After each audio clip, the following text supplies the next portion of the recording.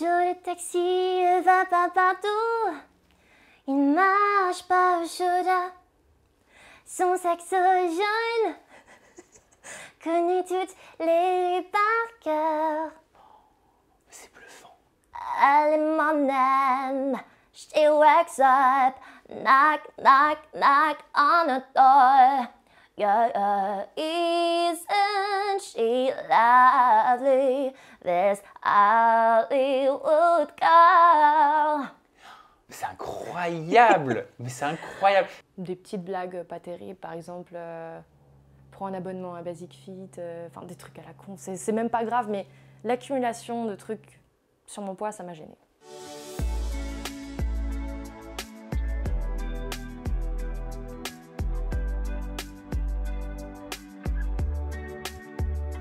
Une nuit, je m'endors avec lui, mais je sais qu'on nous l'interdit, et je sens la fièvre qui mord. Oh, je suis pas aussi bon que toi, Sarah Schwab. Non, c'est pas mal du tout, franchement. Est-ce que tu te serais retournée si nous avions été dans The Voice? Complètement. C'est vrai? Ouais, franchement. Oh, c'est bon, ça me fait plaisir. Je suis heureux de faire cette interview avec toi et de te présenter à toute ma communauté, Sarah Schwab. Alors, on t'avait découvert en 2012 dans The Voice Kids, en 2019 dans The Voice version adulte. Oui. Et vous êtes forcément passé sur une ou plusieurs vidéos sur YouTube de Sarah Schwab ou sur les réseaux sociaux, parce que maintenant, tu fais aussi des vidéos sur TikTok, etc. C'est, enfin, tu as un succès d'ailleurs phénoménal parce que tu as plus de 180 voix. Oui. À ton actif. Tu as des cordes vocales qui sont capables d'imiter les plus grandes voix de la planète. Quelque part, c'est ta singularité, c'est ton originalité, c'est ce qui t'a permis de te démarquer aussi sur les réseaux sociaux. C'est vrai. Entre-temps, l'iconique Patrick Sébastien est passé par là, t'as repéré, t'as fabriqué un spectacle, t'as offert aussi des opportunités grâce à ton talent et à ton travail. Un album aussi que t'as sorti en 2020 avec tes propres chansons. Alors ça, c'était avant Patrick, du coup. Ça, c'était avant Patrick. Ouais, ça, c'était complètement moi, voilà. Non, mais c'est qu'il y en a tellement. T'arrêtes pas, en fait. Non. mais t'arrêtes pas depuis que t'es toute petite, parce que je crois que la chanson, en fait, tu chantes depuis que t'es née. Depuis que tu peux exprimer. Ah bah, avant même de savoir parler, je chantais pour m'exprimer. Mes parents devenaient dingues, d'ailleurs. Je passais vraiment ma journée, dès que j'ai commencé à faire quelques mots, c'était fini. Là. Je faisais vraiment des comédies musicales toute la journée. Ça s'arrêtait pas. Et ça continue. Quel souvenir, Sarah, tu as de ta petite enfance? Bah, très joyeux. Franchement, mon papa et ma maman qui sont encore ensemble aujourd'hui. Une famille très unie. Mes frères et sœurs qui arrivent progressivement. Donc, t'as grandi où? J'ai grandi près de Longwy. Ok. T'as combien de frères et sœurs? 3. Plus petits que moi, je suis la grande. Et toi, t'es la plus grande? Oui. Okay. Tu te sentais une responsabilité? Ouais, carrément. Je devais donner l'exemple. Alors, j'ai essayé de le donner, mais c'est vrai qu'on est tellement différents les uns des autres que bon. Et la musique, ça représentait quoi au sein de ta famille? C'était... déjà, il n'y a personne qui fait vraiment de musique. Mes parents ne savent pas chanter, c'est catastrophique. Personne dans ma famille d'ailleurs. Mais je pense que j'ai été tellement bercée par la musique depuis que je suis toute petite. C'est-à-dire qu'on n'avait pas de télé jusqu'à mes 8 ans, je pense. Et on écoutait de la musique constamment. Déjà, quand j'étais dans le ventre de ma maman, c'était musique, musique, musique. Et je pense que c'est ce qui a formé mon oreille progressivement.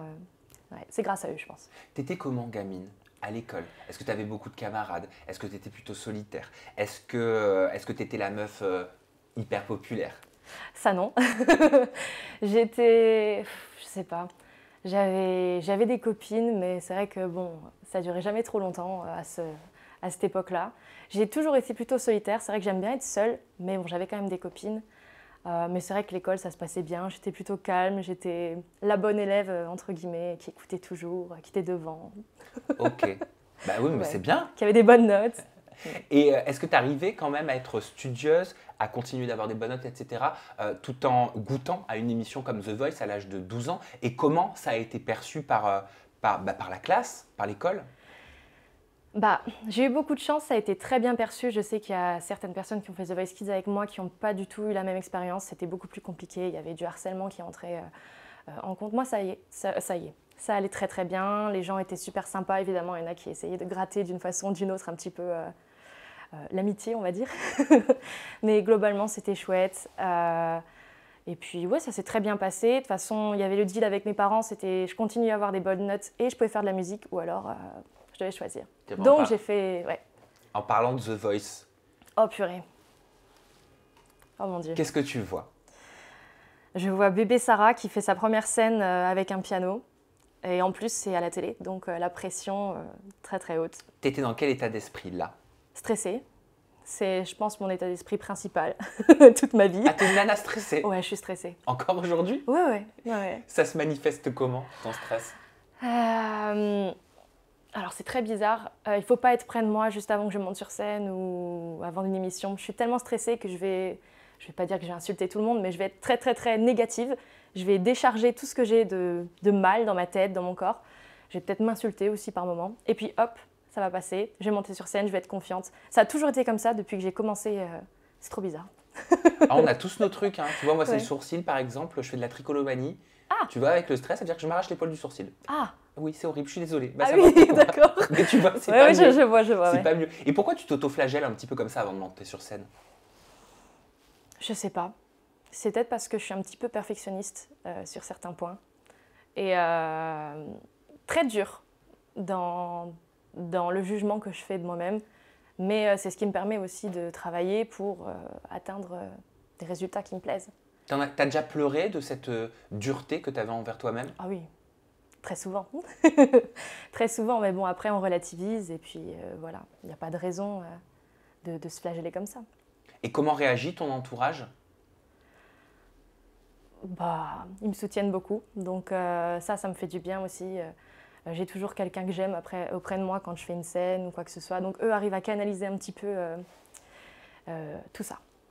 La musique, c'est ton seul amour ou tu as également l'amour dans ta vie? Ah Bah, ma musique, c'est pas mon seul amour. J'ai aussi mon amour dans ma vie. D'ailleurs, j'en parle dans mon spectacle, je parle de lui. C'était mon voisin et on est tombés amoureux. Attends, mais ton voisin, c'était dans un immeuble? Ouais, c'était dans un immeuble et en fait, notre appartement, c'était un gros appart coupé en deux. Donc, on avait chacun un studio, donc c'était vraiment de l'autre côté du mur. Et bah, on est tombés amoureux comme ça. Il m'a entendu chanter. Alors, du coup, il est rentré en contact avec moi et voilà. Bah forcément, parce que tu devais répéter, et beaucoup. J'y allais doucement parce que c'était pas très bien isolé, donc c'est pas comparé à là où je suis maintenant, où là j'y vais. Là, j'y allais doucement à l'époque, mais c'est vrai qu'il m'a entendu, je sais plus ce que je chantais, un petit truc à la guitare du Queen ou quelque chose comme ça. Et ça, c'était il y a combien de temps? C'était il y a 2 ans et demi. Non, c'était il y a 3 ans et demi. Il y a 3 ans et demi. Ouais. Et ça s'était fait rapidement ou alors vous vous êtes beaucoup vus, vous avez beaucoup parlé? Il a fallu du temps avant qu'il y ait une première connexion, une première discussion? Première connexion, discussion, non, c'était presque instantané. Par contre, avant qu'on se mette ensemble, il a fallu 1 an. 1 an. Ouais, moi je suis un peu difficile. Difficile dans quel sens? Bah, je pense que je me protège. Ouais. Voilà. Et même si avec lui j'avais une connexion, j'ai toujours d'ailleurs, que j'avais pas avec les autres, je préférais quand même faire attention. Et puis quand ça s'est fait, ça s'est fait. Et puis je regrette tellement pas, c'est l'amour de ma vie. T'avais déjà été amoureuse avant? Une fois, mais c'était différent. Ouais. C'était moins tout. Et comment il vit cette vie d'artiste? Bah, il est tout le temps avec moi et lui, c'est pas du tout un artiste, contrairement aux chéris que j'ai pu avoir dans ma vie avant, qui étaient tous soit musiciens, soit chanteurs. Lui, c'est rien de tout ça. C'est principalement un gamer, il travaille au Starbucks, j'adore. C'est vraiment une vie différente. Et on se complète trop bien. Il a les meilleures critiques possibles. Il a l'oreille parfaite pour moi. Il arrive vraiment à être juste, à être dur quand il faut, mais aussi à savoir me consoler quand ça va pas. Il est parfait. Alors, il paraît que tu as l'oreille absolue. Oui.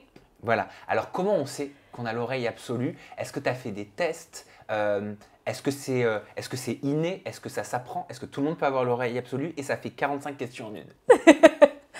Alors, comment j'ai su que j'avais l'oreille absolue? Je pense que c'est mes parents qui ont découvert que je l'avais sans savoir vraiment ce que c'était, sans pouvoir mettre un mot dessus. Parce que quand j'étais petite, on avait des instruments à la maison et ils m'avaient acheté un petit synthé quand j'avais 2 ans et demi, 3 ans. Et j'entendais la musique et j'essayais de rejouer en fait ce que j'entendais alors que je ne savais même pas quelle note c'était. Et très souvent, c'était juste. Donc progressivement, on a commencé à voir qu'il y avait quelque chose. J'ai commencé à prendre un peu la guitare de mon papa, et puis j'ai eu une basse, et puis j'ai eu une batterie. Et finalement, là, je me retrouve avec 15 instruments à la maison, donc une harpe, violon. Mais tu n'as jamais pris de cours? J'ai pris des cours de piano. Quand j'avais 4 ans, j'ai commencé les cours, piano et solfège. J'en ai fait jusqu'à mes 14 ans et j'ai détesté ça. Le solfège, surtout, c'était... En fait, comme j'ai l'oreille, j'entends et je joue. Mais ça veut dire que tu es capable d'entendre une mélodie et de la reproduire? Oui. Juste en en testant un petit peu les touches, c'est ça? Ouais.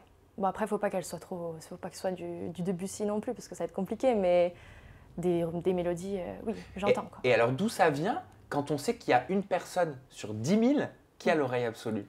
Je sais pas. C'est comme ça. Et ça me sert pour les imitations, du coup. Je sais pas, c'est un tout. Mais je me doute. Mais ça veut dire que t'es né avec, en fait. Je suis née avec. T'es né avec, ou alors est-ce qu'il se pourrait qu'il y ait eu un événement, peut-être même quand tu étais dans le ventre de ta mère, qui t'aurait permis d'acquérir cette oreille absolue? J'en sais rien. Je pense que vraiment, c'est le fait d'avoir écouté autant de musique toute ma vie. Ça m'a vraiment formé l'oreille musicale, mais à un degré peut-être un petit peu au-dessus de la moyenne. Je sais pas. Et les imitations, alors t'as commencé quand? T'as commencé comment?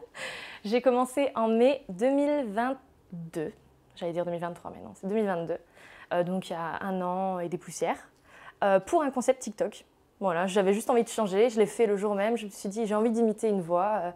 C'était la première fois que j'imitais. J'ai posté et ça a très très bien marché instantanément. Donc j'ai continué. Alors maintenant que je sais que tu es une vraie bosseuse, et ça j'en doutais pas un seul instant, est-ce que tu les bosses, ces imitations? Est-ce qu'il y a un travail de longue haleine avant, ou alors tu les sors comme ça? Ça dépend. Ça dépend lesquelles.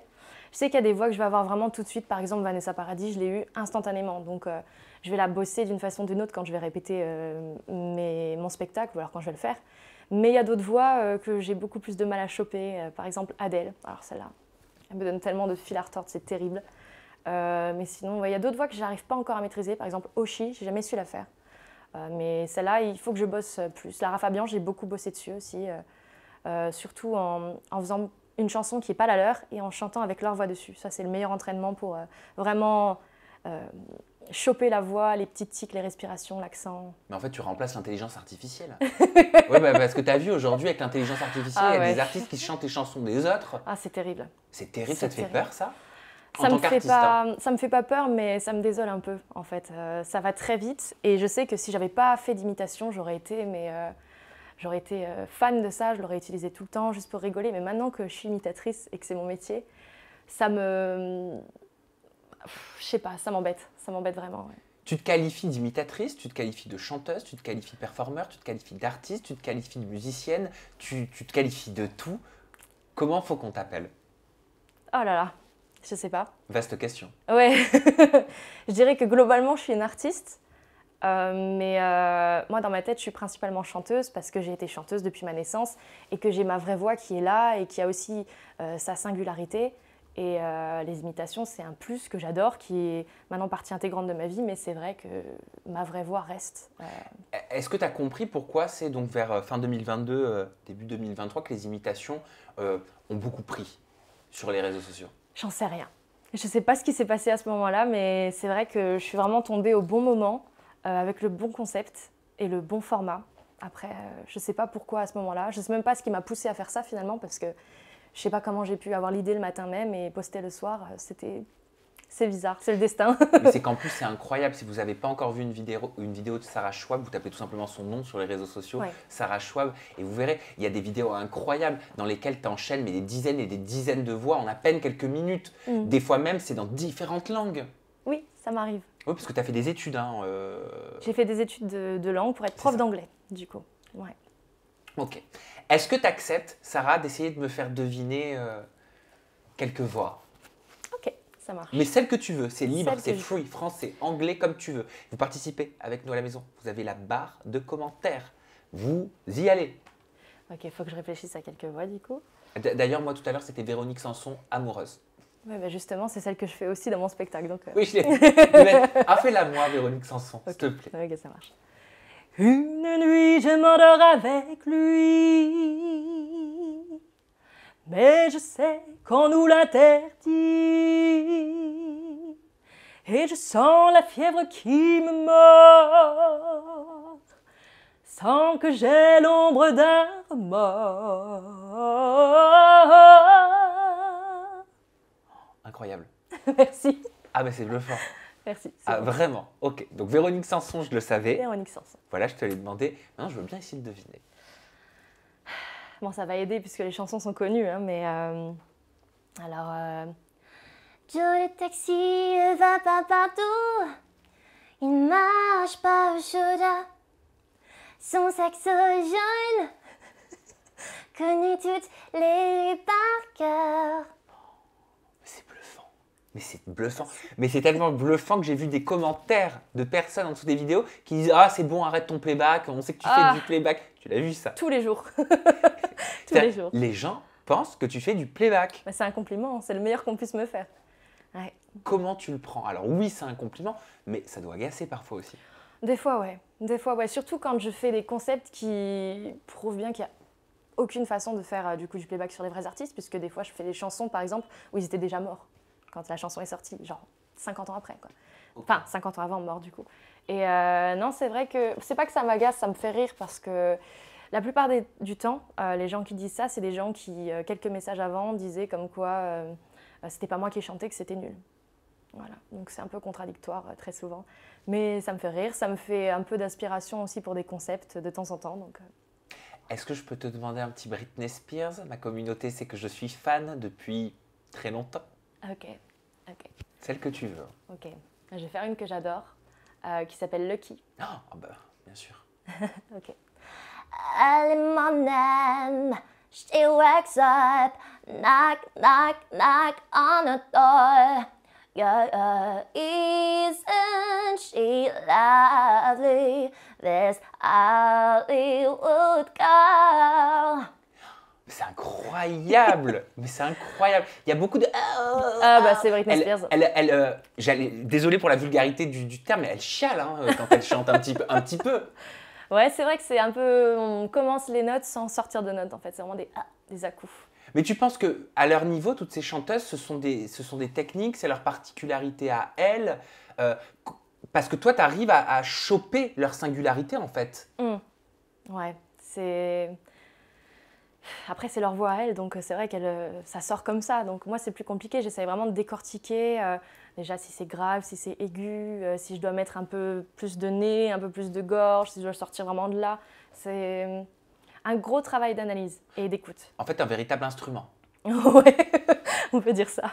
Non, mais c'est vrai. C'est-à-dire, tu sais à quel moment il faut utiliser plus ton nez, plus tes cordes vocales, plus ton ventre. Il y a une vraie réflexion. Oui, après, je teste. Je teste toujours pour voir. Souvent, ce que j'aime faire, c'est enregistrer phrase après phrase. Donc, j'écoute la phrase, j'essaye de la reproduire au mieux. Une fois que c'est fini, je passe à la seconde, etc. Et une fois que tout est fini, mon cerveau a imprimé du coup ce que j'ai fait avant. Et il va pouvoir tout ressortir d'un coup. Donc, c'est comme ça en général que je bosse mes imitations. Ah, c'est bluffant. Je décortique vraiment. Céline Dion, tu sais? Oh purée. Céline Dion, je sais, mais il faut que je la fasse un peu moins gueuler que d'habitude. Ouais. Qu'est-ce que je pourrais faire? Je vais faire My Heart Will Go On, je pense. Ah bah oui. Okay. Every night in my dreams, I see you, I feel you. That is how I know you go on. Voilà. J'aurais pu faire le refrain. Mais... Ah, je m'en remets pas. Et moi, j'ai envie de chanter avec toi. Vas-y. Ah non, mais je vais pas. Non, j'ai pas le niveau. Mais c'est en fait, j'en perds les mots. Pardon. Oh. Mais tu as différentes tessitures, parce que différents octaves. Comment ça se passe en fait? Oui, c'est ça. C'est différentes tessitures, ouais, clairement. Donc des fois, je vais faire des... Moi, je sais pas trop ce que je suis. Je pense que je suis mezzo-soprano, j'en sais rien. Donc je vais faire des filles qui sont beaucoup plus graves et qui montent pas aussi haut. Et puis après, je vais faire Ariana Grande qui va être beaucoup plus haut perché. Et puis je vais redescendre sur Morane. Et puis c'est compliqué. On jongle un peu, quoi. Maria Carey, tu sais? J'y suis pas encore. Parce que pour le coup, Maria Carey, elle, je crois qu'elle et Céline Dion, mais surtout Maria Carey, elle a un des plus hauts octaves, c'est ça, en tant que La plus grosse que chanteuse? tessiture, ouais. Je pense qu'elle elle peut aller très loin. Déjà, elle fait les whistle notes, les petites notes de sifflet. Oui. Que moi, je ne sais pas faire constamment. Je sais faire des fois, mais c'est pas encore régulier. Donc, okay. Donc t'es sur le dos, quoi. Je suis sur le dos, mais c'est vrai que c'est un truc que j'aimerais trop rajouter dans mon spectacle. Maria Carey, on me la demande tout le temps, et c'est comme une sacrée voix, donc ce serait cool. Ok. Affida Turner, tu t'es déjà essayé? Je l'avais faite une fois, ouais, dans une vidéo, mais là, je ne saurais pas la refaire comme ça. Mais oui, j'avais déjà fait sa version de Étienne. Ouais. Oui. Et d'ailleurs, en parlant d'Affida Turner, c'est grâce à elle que j'ai trouvé comment on fait les petites notes de Maria Carey. Mais je suis tombée sur une vidéo là-dessus. Ouais, c'est incroyable. Ouais. Et est-ce que tu peux nous expliquer un petit peu? Parce qu'il y a un peu de Maria Carey en Affida Turner, en fait. Oui, d'une façon ou d'une autre. En fait, quand elle fait Étienne, elle fait des Étienne et elle fait des notes un peu comme ça. Sauf que je me suis rendu compte qu'à force de le faire, le ça sort et au bout d'un moment, ça sort vraiment de façon très très droite et très très. On peut faire des vibratos. Et c'est comme ça que j'ai trouvé comment faire le whistle note en faisant Affida Turner. Ok, mais en fait, il faut avoir la voix cassée, non, pour ça? Ouais. Étienne! Tu vois, moi, Étienne! Étienne! Non, Ouais. non, bah non, ça marche pas, moi. Je sais pas, c'est un truc qui se passe vraiment ici où il y a tout qui se. Ouais, c'est un peu ça, mais en plus fort. Ouais, c'est ça. Ouais, doucement, doucement.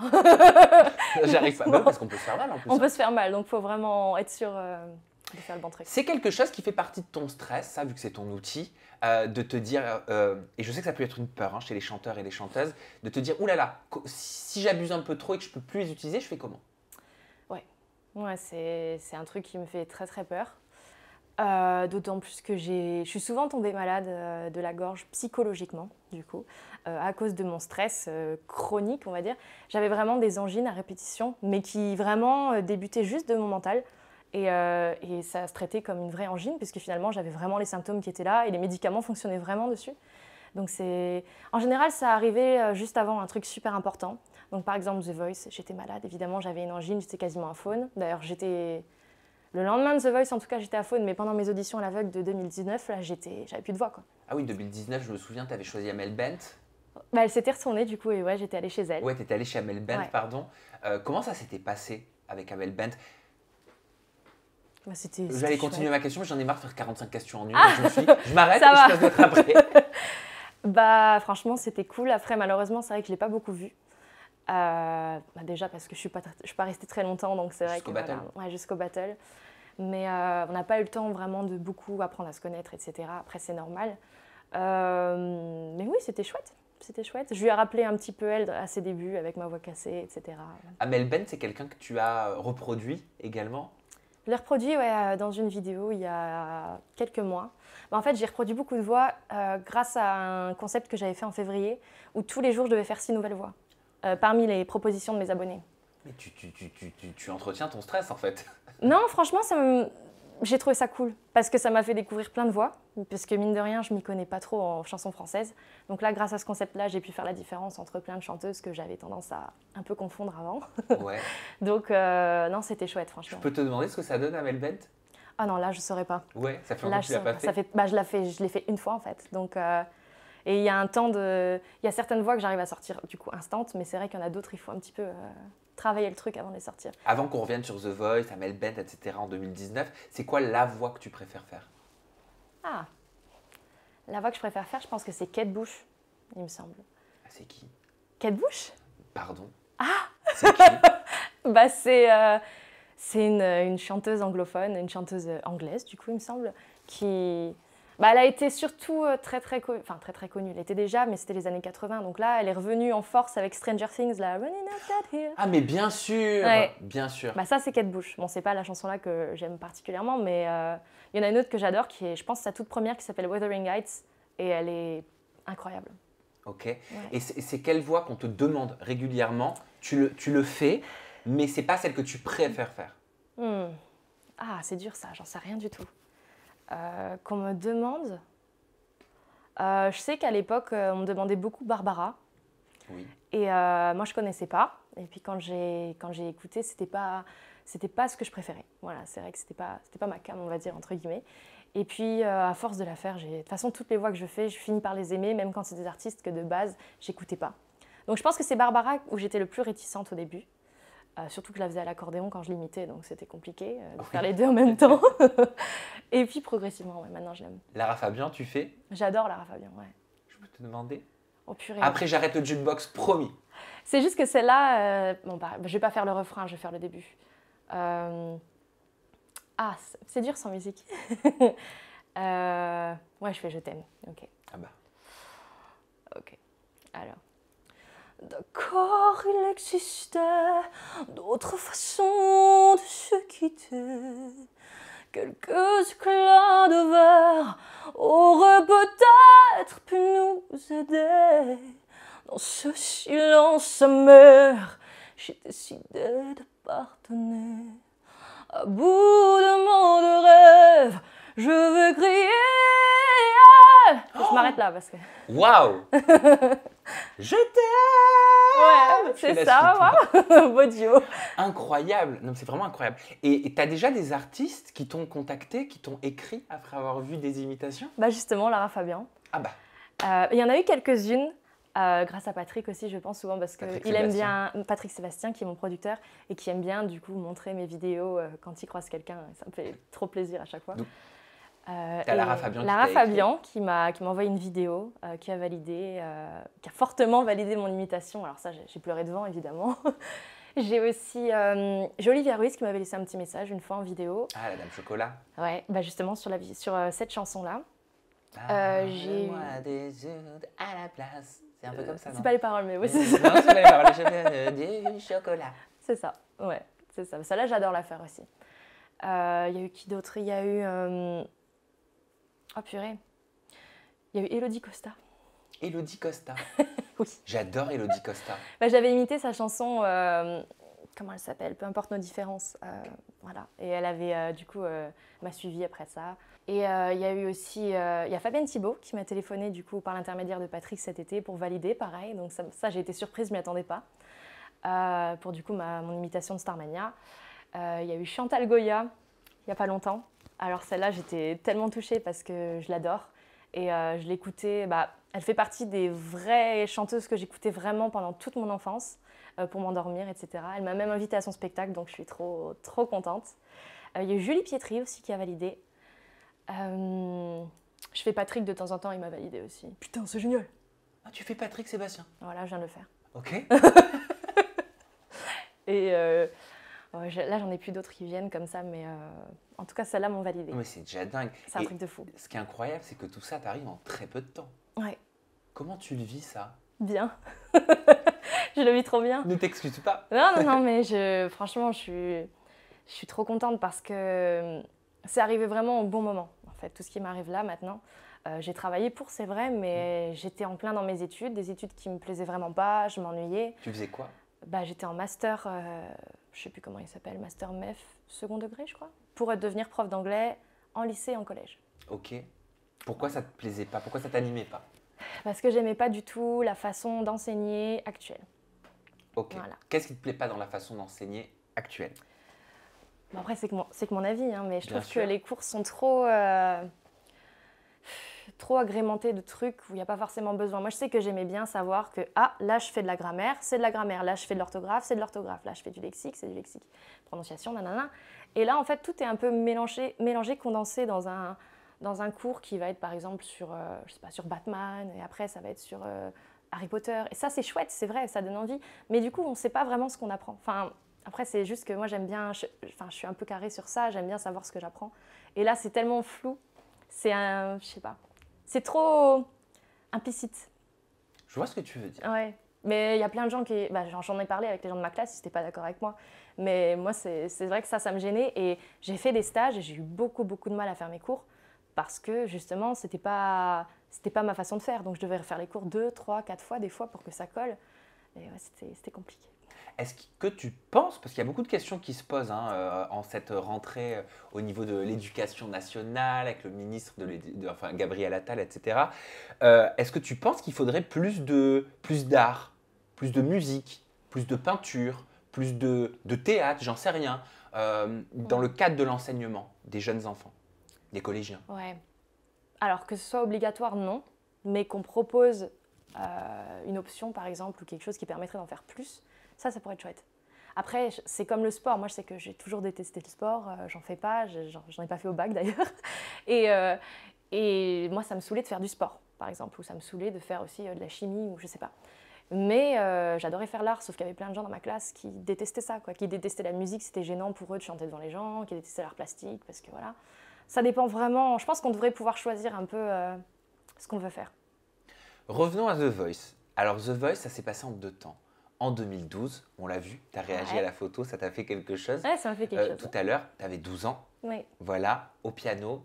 Tu vas dans l'équipe de Louis Bertignac. Oui. En 2019, tu refais la version adulte dans l'équipe d'Amel Bent. Il y a eu quelques années qui sont passées par là. Pourquoi c'était important de reparticiper à The Voice? Parce que je voulais boucler la boucle. Mais du coup, ça ne s'est pas fait, puisque je n'ai pas été au-dessus des battles. Mais je voulais vraiment prendre ma revanche parce que je trouve que j'avais été éliminée un peu injustement la première fois. Bon, la deuxième fois, n'en parlons pas. J'étais très déçue. Pourquoi injustement la première fois? Parce que je sais pas. J'avais beaucoup à offrir. Déjà, c'est vrai que les chansons sur lesquelles je suis tombée les 2 fois, c'était pas facile, surtout quand j'avais 12 ans du coup. C'était lesquelles? Alors la première fois, c'était Help des Beatles. D'accord. En sachant que j'étais venue avec une chanson de Pink. Donc j'étais venue avec une chanson à voix, c'était Just Give Me a Reason. Bah oui. Et on m'avait mis les Beatles. Just give me a reason. Ouais, c'est ça. Ouais. J'adore. Et quand on m'a mis les Beatles, alors j'adore les Beatles, il n'y a pas de problème avec ça. Ma maman m'a fait écouter ça toute ma vie. Mais je me suis dit, c'est bizarre quand même parce que j'ai montré des chansons un peu plus à voix et là on me met un truc super calme, super. Il n'y a pas beaucoup de notes quoi. C'est vraiment When I was younger than today. C'est tout. Donc j'ai été déçue. Et le gars qui est passé, bon, pour la chanson, ça passait vraiment bien. Il avait une voix super rauque. Donc pour les Beatles, ça collait bien. Mais c'est vrai que j'ai trouvé ça dommage de ne pas avoir une chanson qui ressemblait plus à ce que j'avais à offrir et à mon style, quoi. Est-ce que le but est de te mettre obligatoirement dans une émission comme The Voice, dans une chanson ou dans un répertoire qui te correspond? Non. Le but, c'est de mettre des chansons défi, on va dire, et de voir le mieux qu'on puisse en sortir. Il y a donc une part de chance? Ou est-ce que tu penses qu'il y a un organisme qui dit bon bah la petite Sarah, on va la mettre sur les Beatles, on sait que c'est pas son répertoire, mais on la met quand même sur les Beatles? Bah je pense que, je sais pas, c'est trop compliqué. C'est trop compliqué, surtout entre les kids et les adultes, c'est pas pareil. Je pense que aussi des fois, quand ils finissent les équipes, il leur en reste, il faut forcément les mettre quelque part. Donc ça c'est aussi compliqué. Mais et puis on peut pas faire pour tout le monde. Là on était 3 par battle. Donc il fallait pouvoir trouver une chanson qui puisse correspondre à 3 enfants, qui n'avaient pas le même âge et qui n'avaient pas la même voix, quoi. Donc c'est ça qui est compliqué. Et quand tu reparticipes en 2019, tu m'as dit tout à l'heure, alors là il vaut mieux même pas en parler. Pourquoi? Parce que je trouve que c'était pas juste la fois là mon élimination. Pourtant, comme j'ai dit, je suis très dure avec moi-même. Mais là j'étais très déçue, je m'y attendais vraiment pas. Voilà. Tu t'attendais pas à quoi? Je m'attendais pas à être éliminée. Pourquoi tu t'attendais pas à être éliminée? Pourquoi tu l'as perçue comme une injustice à ton niveau? Parce que je m'étais vraiment démenée pour faire de la chanson qui n'était pas la mienne, quelque chose qui me correspond et quelque chose qui me permet de montrer ce que je sais faire. J'avais fait une super grosse note, c'était la première fois que je la faisais à la télé, donc j'étais super stressée mais en même temps trop contente de pouvoir montrer ce que je savais faire. Et je m'étais vraiment donnée à fond. Et finalement, je n'ai pas été prise et je n'ai pas compris puisque les autres coachs, par exemple, m'auraient pris moi. C'était sur quelle chanson? C'était sur Desert Rose de Sting et Cheb Mami. Donc c'est une chanson où il y a du rail dedans. Et j'étais contre quelqu'un qui avait fait du rail aux auditions L'Aveugle. Donc aussi, on voit qu'il y a... Voilà. Et pourquoi tu dis les autres coachs m'auraient pris? Parce qu'ils peuvent choisir, en fait, une fois que nous, on a fait notre passage, ils demandent l'avis des autres coachs pour les aiguiller. Et là, du coup, les autres coachs m'auraient choisi moi. Okay. Donc c'est pour ça que j'ai eu une grosse descente de joie et de bonheur. Tout de suite, ça a été la déception, mais intense, parce que je m'attendais vraiment à ce qu'elle prononce mon nom. Et non, mais c'est pas grave. Bien sûr que c'est pas grave, et puis tu embrasses une Oui. carrière qui doit donner envie aussi à beaucoup aujourd'hui. Mais pour The Voice, en tout cas, et pardon par avance si la question paraît dure, mais elle ne l'est pas, qu'est-ce que tu n'avais pas pour The Voice à ce moment-là, pour eux, selon toi? Qu'est-ce que j'avais pas? Confiance en moi. Je pense que c'est ça le problème. C'est un truc sur lequel je travaille. Là, ça va mieux. Et c'est aussi grâce à tous les gens super bienveillants que j'ai dans mes abonnés, dans ma communauté. Je reçois tellement de messages adorables, c'est pas possible de pas un peu se rebooster, quoi. Mais à ce moment-là, ça allait pas trop à la fac, ça allait pas trop avec les gens autour de moi. Enfin, pas les gens autour de moi à la fac, je parle, parce que ma famille, ça a toujours été. Et ouais, c'était un peu la mauvaise période pour moi pour faire The Voice mentalement. Mais je l'ai fait. C'est quelque chose que tu travailles, la confiance en toi? Ouais. Comment tu travailles la confiance en toi? Je me focalise pas sur le négatif tout le temps. C'est vrai que ouais, je suis très négative. Enfin, plus trop maintenant, mais je l'ai beaucoup été dans ma vie, où par exemple il va y avoir 100 messages gentils, il suffit qu'il y en ait un méchant et c'est fini, ça me bousille tout. Et ça, je pense que c'est beaucoup de gens, Oui. franchement. Tu restes focus dessus en fait. Ouais. Qu'est-ce que tu pouvais lire, toi, qui te mettait dans cet état-là? Oh là là. Bah, étonnamment, tout ce qu'on dit sur mon physique, ça me touche pas. Ce qu'on dit aussi, par exemple, tu chantes faux, ça me touche pas.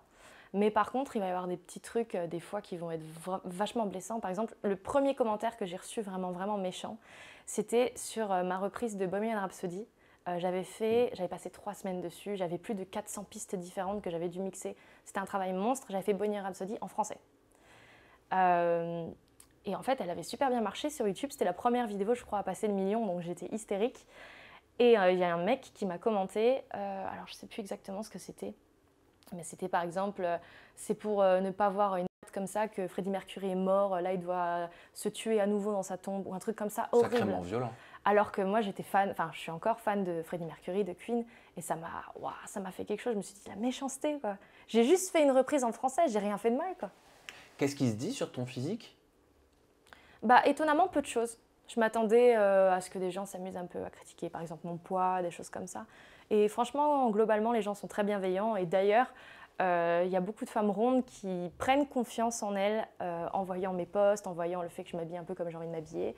Ça, c'est vrai que maintenant, je m'en fous. Franchement, si j'ai envie de mettre une robe, bah, tant pis. Bon, voilà, il y a des choses à montrer, quoi. Mais franchement, je me sens bien. Donc, Parce que tu disais, quand tu as commencé à parler des commentaires, bon, bah, alors ce qui est sur mon physique, ça, je m'en fous. Tu as complètement raison. Mais ça veut dire qu'il y a peut-être une période où, à un moment donné, ça t'a un peu plus fragilisé avant de te renforcer. Ouais, bon, il y a eu des moments, oui, des petites blagues pas terribles. Par exemple, prends un abonnement à Basic Fit, enfin des trucs à la con. C'est même pas grave, mais l'accumulation de trucs sur mon poids, ça m'a gênée. Ok. Voilà. Toi, tu te considères ronde? Ouais. Là, juste avant, tu as dit par rapport au fait que je suis ronde, c'est ça, je me trompe pas? Ouais. Hein. Je m'adresse à vous comme si vous alliez me répondre, pardon. Toi, tu te considères ronde? Ouais. Ok. Ouais. Bon, je suis bien portante, quoi. Pourquoi tu te considères ronde? Ah, parce que je le sais, que je le vois, j'ai beaucoup de forme, et je sais pas. Mais ça me plaît, quoi. Je me suis jamais sentie aussi jolie que depuis que j'ai pris mon poids. Ah, ça Ce qui est c'est beau étonnant. ça, Ouais. ce que tu dis. Par contre, pourquoi tu dis je me suis jamais aussi sentie jolie que depuis que j'ai pris mon poids? Tu l'as pris quand ce poids? Bon, je pense que le confinement, ça a un petit peu commencé. Hein. C'est comme tout le monde, on a tous pris du poids, je pense. Je crois que c'est surtout depuis que j'ai commencé vraiment à ne plus aller à la fac et à faire les vidéos. Parce que du coup, je suis enfermée à la maison toute la journée. Je suis vraiment tout le temps dans mon studio, assise. Je sors très très peu, je suis très casanière. Et c'est vrai que quand je sors, c'est seulement pour faire mon spectacle ou pour faire de la promo. Et puis en général, quand je sors, je suis à Paris, je suis à Nantes, je suis machin. Alors c'est resto, c'est fast-food, c'est machin. Donc à force, ça commence à monter, quoi. Mais je fais attention. Là, j'ai pris une salade hier. D'habitude, c'est burger, donc je fais des efforts. Comment tu fais pour être à l'aise justement avec ton corps? Comment je fais? Ça, c'est un problème de société. Hein. Ouais, c'est dur. On a tous du mal avec notre image, avec les kilos qu'on peut prendre. Et quand on voit une photo du passé, on se dit « Ah, mais attends, mais mais en fait, je me critiquais à l'époque, mais j'étais bien à l'époque. » Ah, c'est tout le temps ça, mon Dieu. Ouais. Bah, je pense que ce qui m'a beaucoup aidée, c'est de publier ma tête sur les réseaux telle qu'elle est. Ouais. De publier, il n'y a pas de retouche sur mes vidéos, à part des fils de couleurs pour mettre un peu plus de rouge, machin, ça. Voilà. Et je pense que ça m'a vraiment aidée parce que j'ai vu que les gens continuaient à me faire les mêmes compliments qu'avant, alors que j'avais pas du tout de filtre, j'avais pas du tout de quoi que ce soit. T'en mettais avant, ça veut dire des filtres un peu? J'en mettais, mais vraiment très très léger, mais genre c'était en 2020, quoi, 2020-2021. Ouais. Rien de choquant. Mais je pense que ça m'a fait un petit blocage sur ça. Et en fait, voilà. Et puis, comme je l'ai dit, je m'habille comme je veux. Et ça, c'est quelque chose qui m'aide vraiment à me sentir bien. Tu t'es déjà interdit de t'habiller comme tu voulais? Je me le suis jamais interdit, mais c'est vrai que c'était un petit peu plus compliqué quand j'étais plus jeune parce que, bon là je suis sobre aujourd'hui, mais d'habitude j'ai des robes vraiment années 50, de toutes les couleurs, etc. Un peu pin-up. Ouais, un peu pin-up. Et ça, c'est un gros budget quand même. Et c'est vrai que quand j'étais adolescente ou quoi, je pouvais pas me permettre d'avoir des robes comme ça tout le temps. Je grandis en plus, donc bon, là maintenant je sais que je ferai toujours la même taille, donc je les ai et puis c'est comme ça. là, maintenant, je me permets vraiment d'acheter les trucs qui me plaisent et je me sens trop bien, quoi. C'est bien. On est bien de toute façon à partir du moment où on se sent bien soi-même, à partir du moment où ça nous plaît. Tu sais, quand on achète, quand on prend quelque chose pour soi en se disant, mais en fait, c'est pas pour les autres que je l'ai fait, c'est pas parce que ça va plaire à ma mère, à ma tante, à mon père, à mon copain, ce que tu veux, c'est juste moi qui me sens bien. Ouais, exactement. Voilà. Et là, tu passes toutes les épreuves. J'aimerais te montrer cette petite vidéo que tu as postée. Tu parlais de ton producteur, Patrick Sébastien, et il parle de toi avec des très jolis mots. Oh. Pour cette jeune fille absolument formidable qui a un talent fou. Vous me connaissez, j'ai vu beaucoup d'artistes à démarrer et je veux absolument travailler avec cette jeune fille, lui donner un petit peu de mon expérience pour habiller son talent parce que je vous jure qu'elle a un talent exceptionnel. Alors on va travailler ensemble, on va monter un spectacle, on va mettre du temps pour le jouer parce qu'il faut vraiment que ça soit bien. On va essayer de trouver quelque chose d'original pour qu'elle mette en valeur toutes ses qualités d'imitatrice et de chanteuse. Et on va travailler ça pendant tout l'été. Ce qu'on a fait. Et puis, pour ceux qui l'aiment vraiment, je vais reprendre ma tournée du plus grand cabaret du monde dans tous les zéniths de France du 25 novembre au 11 février. Et là, je vais l'emmener avec moi. Bon, ça s'est pas fait malheureusement. Mais c'est des mots qui doivent te toucher, qui doivent te faire quelque chose. Je veux dire, c'est Patrick Sébastien. Ouais. Hein, c'est un monstre de la télé. Hein. Ah ouais. Non, un dénicheur de talent. Incroyable. C'était la deuxième fois qu'on se voyait, il me semble. Ouais.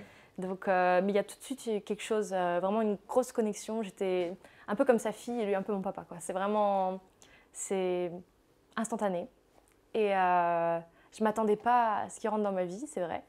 Mais du coup, il a trouvé une de mes vidéos, celle de mes toutes premières imitations que j'ai publiées sur YouTube, qui ont fait le million aussi. C'était ma toute deuxième à passer le million, donc j'étais oh là, tellement contente. Et il a trouvé cette vidéo-là et tout de suite, en fait, il a réussi à rentrer en contact avec moi, à m'appeler. Et en fait, 3 jours ou 4 jours après, j'étais à Paris pour le rencontrer.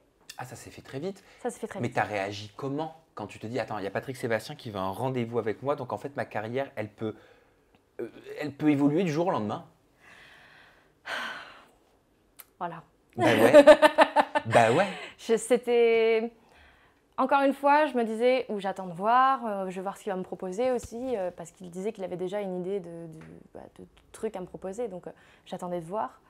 Et puis en fait, quand je suis allée au rendez-vous, il voulait monter le spectacle, donc le spectacle que je fais actuellement, il avait déjà l'idée, quoi. Il avait réussi à me cerner en 3 vidéos, et très très justement. Et puis voilà, il voulait aussi garder ma vraie voix, ce qui a fait que je me suis dit, mais ça y est, c'est mon ange gardien. Donc le spectacle du rêve à la réalité. C'est ça. Ok. Ouais. C'est un spectacle que vous avez construit ensemble? On l'a construit ensemble. Lui avait l'idée de base, mais c'est vrai que j'en ai rajouté un peu des miennes. Et puis les voix que j'ai trouvées, c'est moi qui ai trouvé toutes les voix. Et lui a permis vraiment de trouver un fil conducteur entre toutes ces voix-là et une histoire et vraiment des bons enchaînements. Lui m'aide beaucoup sur ce qui est de l'expression. C'est-à-dire j'ai beaucoup de mal à m'exprimer sur scène. À parler? Ouais. Ah bon? À parler sur scène, ouais. Mais pourtant, tu t'exprimes superbement bien depuis tout à l'heure, là. C'est gentil, mais en fait, je suis assez bavarde dans la vraie vie, mais sur scène, j'ai peur de dire des bêtises, je pense. Okay. Donc, je chante. Alors, pendant une période, c'était terrible. Je faisais « Je vais vous chanter ça. Hop, je vais vous chanter ça. » Et j'enchaînais. Et c'est dur à regarder aujourd'hui. Mais là, maintenant, on a vraiment une histoire et j'ai un texte. C'est en fait une sorte de pièce de théâtre, mais avec de la musique. C'est un peu une comédie musicale. Mais... T'es timide, Sarah? Je suis pas timide. Je pense que je peux être même très extravertie. Mais j'ai un temps d'adaptation et pas avec tout le monde, surtout. C'est quand je me sens bien, là, c'est parti. Mais ça, je le garde pour moi, je le garde pour les gens qui sont proches de moi. Et ça, c'était quoi? C'était le public en face? Tu le voyais? Ça t'impressionnait? Non, je pense qu'encore une fois, c'était de l'autocensure par rapport au fait que je sois exigeante, etc. T'es contrôle fric? Hein? Contrôle fric. Comment ça? Ah, contrôle... Ah! Ah non, pas contrôle fric. Oui. Non. Control freak. Oui, voilà, tu veux un peu tout contrôler, tu veux que chaque prise de parole peut-être soit parfaite, soit nickel. C'est un peu ça. On en revient encore au fait que tu sois extrêmement exigeante envers toi-même et que tu vises la perfection perpétuellement. J'essaie de plus viser la perfection parce que ça n'existe pas. Ça, je l'ai appris à mes dépens, mais oui, c'est important. Et puis, il y a des failles en moi que je ne peux pas cacher. Là, ce que je montre, c'est tel que je suis. Je vais pas m'inventer un truc, une image. Donc c'est aussi une thérapie spectacle? Ouais. Hein? Ouais, c'est bien. Franchement, J'ai l'impression que je suis vivante tout le temps, mais quand je suis sur scène, je le suis un petit peu plus. C'est beau ce que tu dis. Ouais. Qu'est-ce qu'on y voit dans ce spectacle du rêve à la réalité? Qu'est-ce qui s'y passe? Alors, on y voit une chambre toute rose dans laquelle petite Sarah est. Alors, je ne sais pas quel âge j'ai à peu près, mais je suis adolescente, on va dire. Et c'est moi qui... Non, plutôt plus jeune que ça encore. C'est mon corps, c'est mes mots, ma voix, mais ça retrace vraiment ma vie où j'ai toujours voulu être une star. Enfin, pas une star, j'ai toujours voulu être une chanteuse. Et du coup, j'essaye d'être un petit peu plus comme elle, et un peu plus comme elle, et un peu plus comme elle. Et à chaque fois, du coup, j'imite telle et telle voix en essayant de prendre ce qu'elles ont. Enfin, de prendre ce qu'elles ont, c'est bizarre dit comme ça, mais de prendre un petit peu d'inspiration. Et finalement, je me rends compte qu'il faut que je sois moi-même. C'est dur d'être soi-même quand on a 180 voix? Non, pas du tout. C'est plus facile? Non, ça change rien. Franchement, comme je l'ai dit, c'est un truc en plus. Quand je fais mes imitations, au moment où je suis sans son, déjà, je pense que je suis vraiment dedans, quoi. Je me mets dedans et je pense plus à ma voix, je pense plus à tout ça. Je pense vraiment juste à elle. Alors des fois, je vais même me mettre à bouger un petit peu comme elle, mais ça, je contrôle vraiment pas, ça se fait automatiquement. Et après, quand c'est ma voix, ça c'est ma vraie voix. Là, c'est là que je contrôle vraiment. Ça se fait plus automatiquement les imitations que ma vraie voix. Tu t'es déjà caché derrière ces voix que t'imites? Non. Non? Non, je pense pas. T'aimerais qu'on t'écoute plus pour ta voix à toi ou pour les imitations? Je pense que j'aimerais qu'on m'écoute pour ma voix sur le long terme. Oui. Donc là, pour l'instant, les imitations, j'adore ça. Comme je l'ai dit, c'est un truc qui est super enrichissant, même pour ma voix à moi, finalement, puisque ça me permet de trouver des techniques à droite, à gauche que je ne soupçonnais même pas avant. Donc ça, c'est chouette. Mais c'est vrai que sur le long terme, j'aimerais faire mes propres chansons, parce que je compose, j'écris. Et c'est un peu compliqué, parce que c'est vrai que des fois...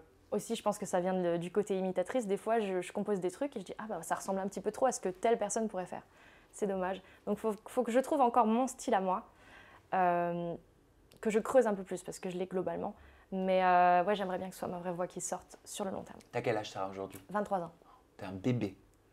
Bah oui, si, 23 ans, Bébé, un 23 bébé ans. encore. Moi. Un petit peu au-dessus de toi, moi. Ah. Mais c'est quoi ton rêve ultime? Voilà, là maintenant, je te donne une baguette magique, tu as la possibilité de l'exaucer. Et en plus, je sais que tu chantes beaucoup du Disney, donc ça doit te parler ce que je te dis. Bah oui. Être chanteuse, hein. Être chanteuse. Mais tu l'es. Ouais.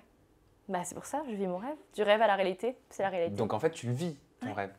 Ouais. Là, franchement, c'est tout ce que j'ai toujours voulu avoir.